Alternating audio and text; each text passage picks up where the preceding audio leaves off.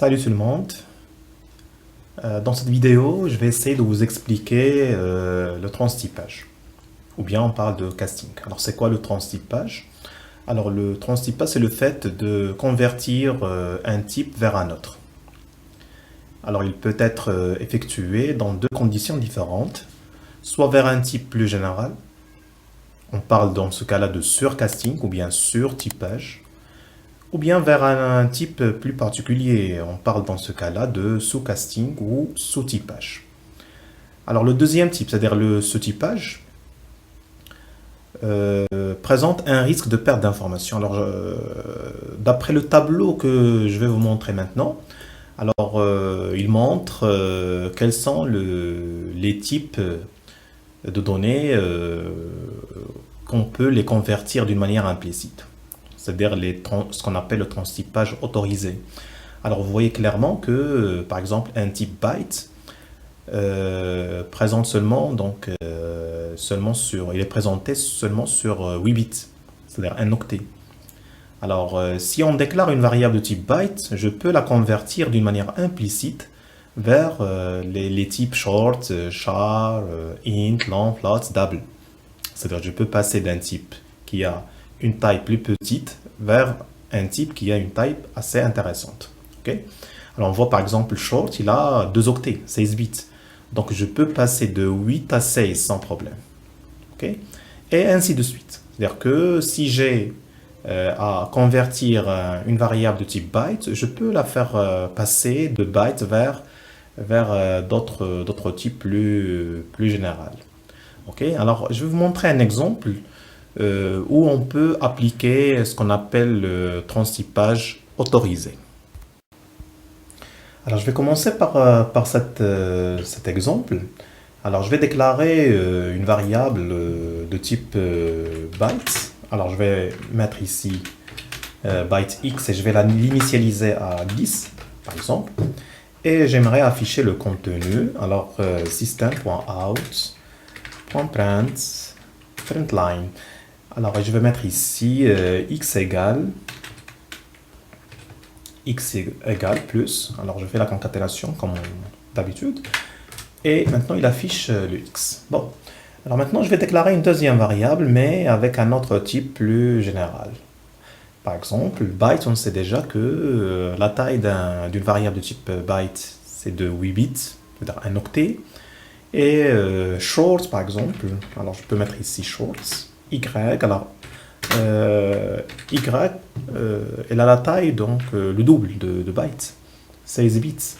Donc on peut passer maintenant d'une variable de taille 1 octet vers une deuxième variable de taille 2 octets sans problème.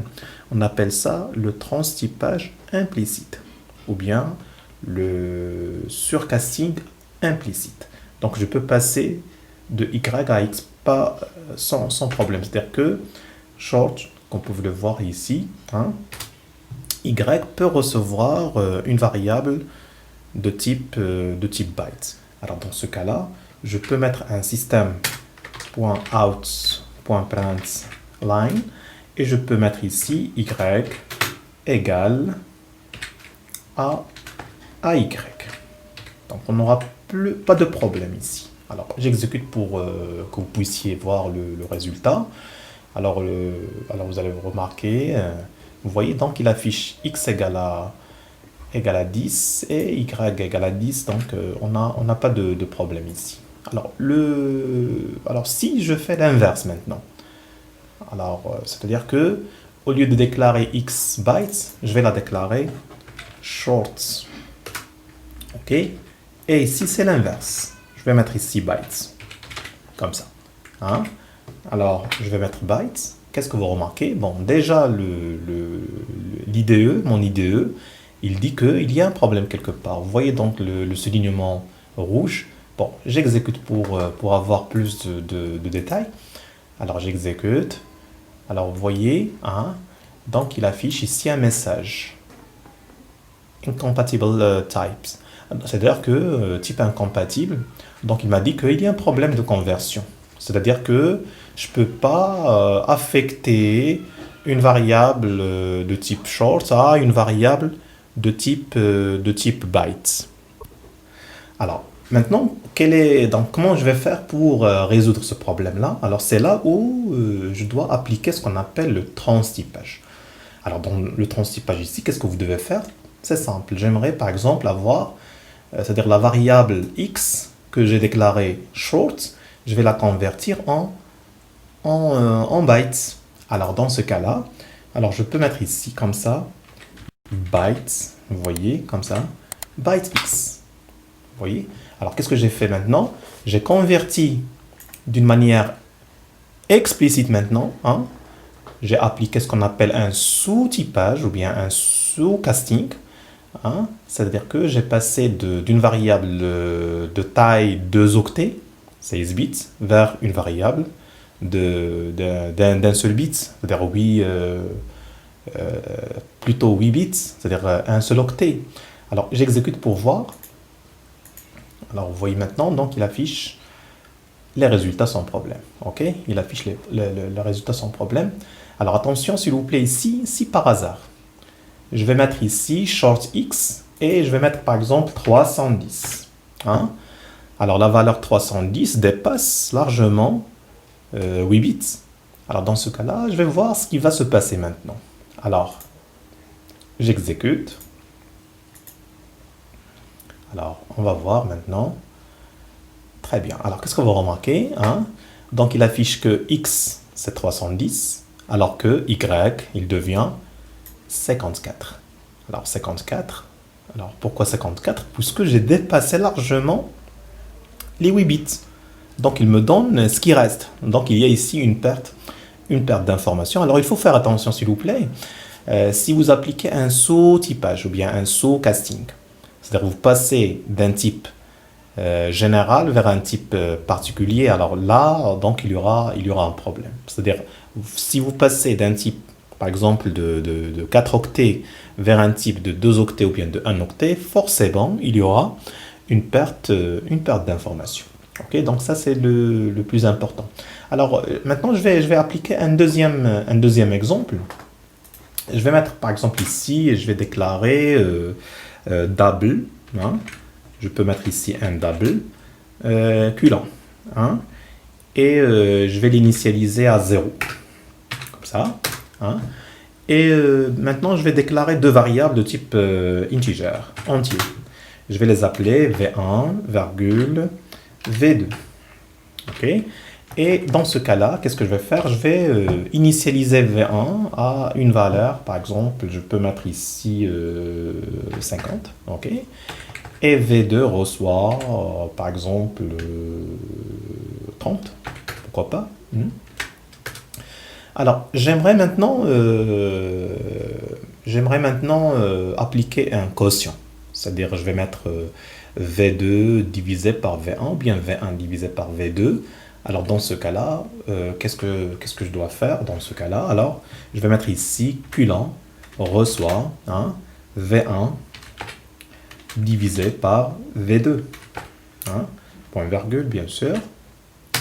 Alors, maintenant, je vais essayer d'afficher le contenu de la variable culant. Alors, je vais mettre ici system.out.println et je vais mettre ici le quotient égal et je vais mettre ici culant pour voir quel est le résultat. Bon, 50 divisé par 30, donc forcément, il va me donner un nombre avec virgule. Mais je vais voir maintenant, est-ce qu'il affichera le résultat? Alors, dans ce cas-là, alors je peux ignorer ce qu'on a fait au début. Alors, ici, donc je peux mettre ici, je vais carrément les commenter, comme vous pouvez le voir. Et je compile. Je compile. Très bien. Alors, qu'est-ce que vous remarquez? Il affiche, c'est 1.0. 1.0, c'est pas la vraie, ou bien le vrai résultat. Normalement, c'est pas 1.0, c'est 1 point quelque chose. Alors, qu'est-ce que je dois faire dans ce cas-là? Alors, le V1 et le V2, je dois les convertir en double. Alors, dans ce cas-là, qu'est-ce que je vais faire? Alors, je vais carrément appliquer, je peux mettre double, comme ça, vous voyez? Et je vais voir le résultat maintenant. Qu'est-ce qu'il va afficher comme résultat? Alors, qu'est-ce que j'ai fait? Alors, V1, je l'ai converti en double. OK? Et on va voir est-ce que ça va se répercuter sur le résultat ou pas. Alors, dans ce cas, alors j'exécute pour voir qu'est-ce qu'il va me donner comme résultat. Très bien. Alors, qu'est-ce que vous voyez? Donc, clairement, maintenant, il a pu diviser ou bien donner un résultat qui est correct dans ce cas-là. Pourquoi? Puisque j'ai converti V1 en double. Je peux faire la même chose ici. Attention, si vous mettez double V1, j'ai converti seulement V1. Alors, c'est-à-dire que alors, maintenant la conversion, il s'est répandu sur V1 et V2 puisque ça va engendrer que le résultat doit être double. Alors, je peux mettre par exemple ici double, alors, comme ça. C'est-à-dire, je précise que je vais convertir les deux variables en double. Alors, dans ce cas-là, j'exécute,